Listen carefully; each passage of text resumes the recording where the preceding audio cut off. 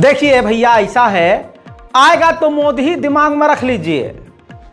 मोदी जी की शक्ति आप जान नहीं सकते, समझ नहीं सकते।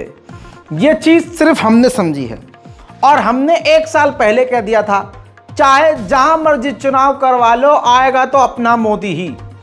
और जब भी मुंह खोलो सिर्फ मोदी मोदी बोलो, क्योंकि कोई और ऑप्शन बचा नहीं है। पता है मोदी जी की शक्ति क्या है? देखिए, मध्य प्रदेश में चुनावी टक्कर हो रही तगड़ी वाली कांग्रेस से। कांग्रेस जो है अच्छे खासे वोटों से बहुत ज्यादा आगे चल रही थी।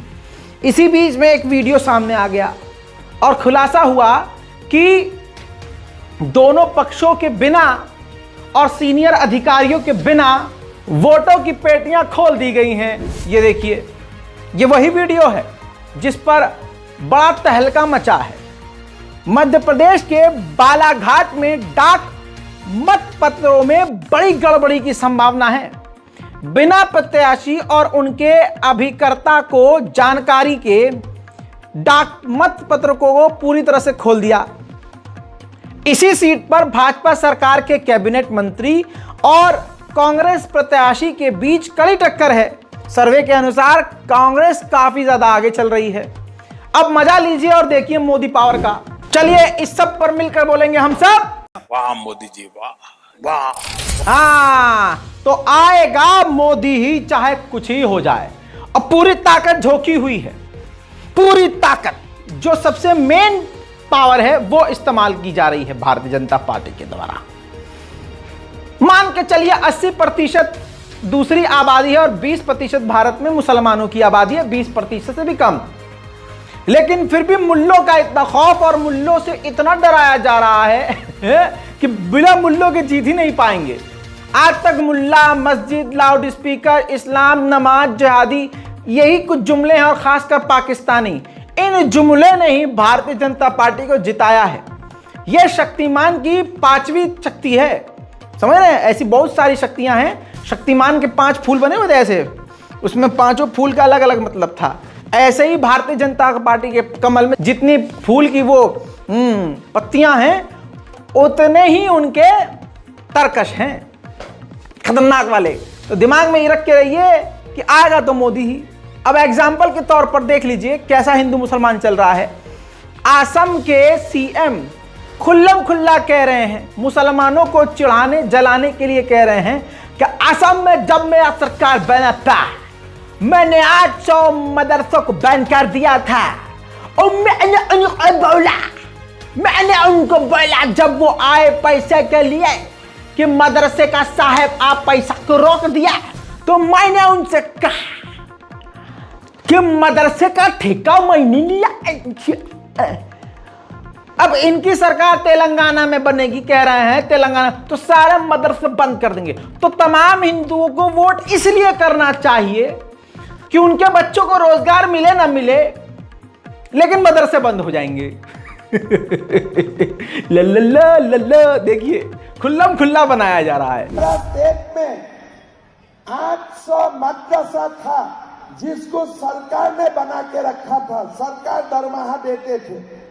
तो मैं जब मुख्यमंत्री बना तब मैंने वो मदरसा का शिक्षक को दरमाहा देना बंद कर दिया।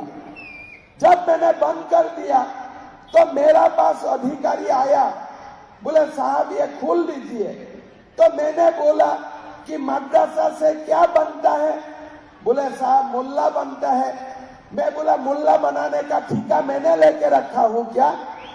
तो आप सरकारी पैसा मदरसा में खर्चा नहीं कर सकते हो, आज से पूरा मदरसा बंद कर दो असम में। तो हमने पूरा 800 मदरसा एक दिन में हम लोग ने बंद कर दिया। आज हम लोग का कमिटमेंट है, जब तेलंगाना में बीजेपी का सरकार आएगा। इतना ही नहीं, माने ने यह भी कहा है, आपकी स्क्रीन पर प्रूफ रख रहा हूं, प्रूफ बहुत ज्यादा जरूरी होता है। बीजेपी की सरकार सूबे में आते ही आधे घंटे के भीतर हैदराबाद का नाम बदलकर भाग्यनगर कर दिया जाएगा। कोई हो हल्ला भी नहीं कर पाएगा। मैं यहां पर भारतीय जनता पार्टी को एक बात कह देना चाहता हूं कि गुरुदेव, जो रास्ता आप विपक्ष की पार्टियों को दिखा रहे हैं खुदा ना खास्ता अगर वो पार्टी जीत गई और उन्होंने आपका रास्ता इस्तेमाल किया तो याद रखिएगा कयामत तक कभी आप वापस नहीं आ पाएंगे। वैसे आपने तमाम विपक्ष की पार्टियों को तमाम अपने रास्ते बता दिए हैं, अब इंतजार कीजिए जब वो कभी जीतेंगे, चाहे आज, चाहे कल, चाहे परसों। और अगर भारतीय जनता पार्टी गई तो बहुत लंबे समय के लिए जाएगी, तो थोड़ा मर्यादा रखिए, थोड़ा सोच समझ। आएंगे तो वैसे ही मोदी जी अब तो ईवीएम का भी खेला शुरू हो गया है, जीतने के लिए कुछ भी करेगा। माननीय योगी आदित्यनाथ जी भी खुलकर मुसलमानों के खिलाफ मैदान जंग में आ गए हैं। बयान सुन ही चुके होंगे, उन्होंने भी कह दिया है कि फलानी जगह का नाम बदल देंगे, हैदराबाद का नाम बदल देंगे। अब एक बात बताइए, मान लीजिए हमारी कोई औलाद है, बिटिया है, बेटा है, कोई भी है। अब हम यहां से थोड़ा किसी काम की वजह से बिजी हो जाते हैं और अब हमारी औलाद का नाम कोई आकर बोल दे कि इसका नाम हम फलाना से धमाका कर रहे हैं, तो आप खुद कसम खा के बताइए क्या ये मेरी जो औलाद है ये उनकी हो सकेगी? अबे बाप तो हम ही रहेंगे। हमेशा यही कहा जाएगा कि ये बदला है, और जो रास्ता इन्होंने दिखाया है, कांग्रेस बहुत तेज चल रही है, कहीं ऐसा ना हो ये तो स्टेट खेल रहे हैं कि स्टेट का नाम बदल देंगे, कांग्रेस आकर भारत के साथ कुछ और ऐड और रिमूव ना कर दे, कहीं ऐसा ना हो एक साथ पूरे भारत के हर तमाम शहरों का नाम बदल दे। क्योंकि जो पावर आपके पास है वही पावर तो जीतने के बाद कांग्रेस के पास होगी। अरे यार मैंने तो राहुल गांधी को आइडिया दे दिया यार, ये तो अरे डिलीट कर दियो अभी भाई, सच में सीरियस ले लो राहुल गांधी हमारे। हाँ अब ये देख लीजिए पूरा खुश किया जा रहा है, मुसलमानों के खिलाफ अभियान चलाकर खुश किया जा रहा है भाई। यूपी के कई जिलों में पुलिस का फिर एक्शन तेज, सोमवार को अभियान चलाकर मस्जिदों से लाउड स्पीकर उतरवाए। लाउड स्पीकर को उतरवाने के दौरान पुलिस को सहयोग मिला, यानी मुसलमानों ने कोई विरोध किया ही नहीं। यहां मुसलमान समझदार हैं, उनको पता है हमारे लाउड स्पीकर उतार रहे हैं तो उनके भी कल उतरेंगे, ये सामने से दिखाने के लिए है। लेकिन जो कीचड़ उछाल रहे हैं आसमान की तरफ थूक रहे हैं तो इनके मुंह पर जरूर आएगा। वो नाम बदलते रह गए, तेजस्वी यादव ने पूरा कर्मकांडा कर दिया, ऐसा बयान दिया कि किरकिरी हो गई। तेजस्वी यादव बोले कि यूपी से जो लोग आते हैं बिहार है नौकरी करने के लिए, वो कहते हैं कि बाबा सिर्फ घंटी बजवाते हैं। सुनिए, अब तो यूपी के लोग कह रहे हैं, यूपी के लोग आपको कहता है कि वहां के जो मुख्यमंत्री बाबा हैं वो खाली घंटी बजवा देंगे, लेकिन नौकरी लेने बिहारी आना पड़ रहा है। तो समझ रहे हैं दोस्तों, मैं ये क्यों कह रहा हूं आएगा तो मोदी ही, क्योंकि हर एक जगह मोदी। हमारा राष्ट्रपति भी पूरी तरह से मोदी फैन है, एकदम जबरा फैन है। कैसे?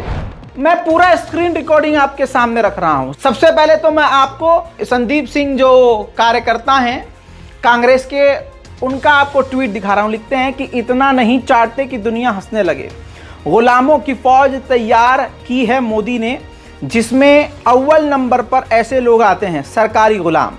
जिसमें इन्होंने वाइस प्रेसिडेंट की एक वीडियो को शेयर किया है, जिसमें वाइस प्रेसिडेंट जो हैं महात्मा गांधी के बाद महापुरुष मोदी जी को बता रहे हैं। देखिए हमने तो झेल लिया, आप भी झेलिए। मैं आपको एक बात कहना चाहूंगा,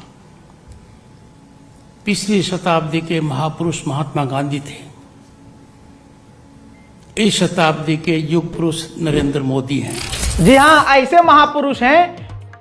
हवाई जहाज में बैठते हैं, फाइटर जेट में, तो दोनों तरफ फाइटर जेट के अंदर कैमरामैन बैठता है उनकी रिकॉर्डिंग करने के लिए, उनका टिकटॉक बनाने के लिए। सुन रहे हैं? हाँ भाई साहब, भौकाल है, शौक, आदमी शौकीन हो तो कुछ भी कर सकता है, ऊपर से प्रधानमंत्री बन जाए तो भैया पावर तो पावर है ही। अपने मोदी जी का भौकाल पूरी दुनिया में व्लादिमीर पुतिन भी टक्कर पे नहीं आता भाई साहब। ऐसे जबरा अपने मोदी जी हैं, 56 इंच की छाती है। मेरे दोस्तों, अब ऐसे जबरदस्त मोदी जी हैं कि ये देखिए ये इतिहास में पहली बार हो रहा है कि मंदिर में इतने सारे कैमरामैन। नरेंद्र मोदी जी हमारे भारत के खूबसूरत और प्यारे और क्यूट से प्रधानमंत्री श्री वेंकटेश्वरा मंदिर में पहुंचे हैं तिरुमला में, आंध्र प्रदेश में, और 15 लाख रुपया उसके अकाउंट में मोदी जी वाला दिया जाएगा, जो ये पता लगाएंगे और बताएंगे कमेंट में कि इस वीडियो के अंदर कितने कैमरामैन मोदी जी के साथ चल रहे हैं और कितने लोग मोदी जी को कैमरे से कवर कर रहे हैं।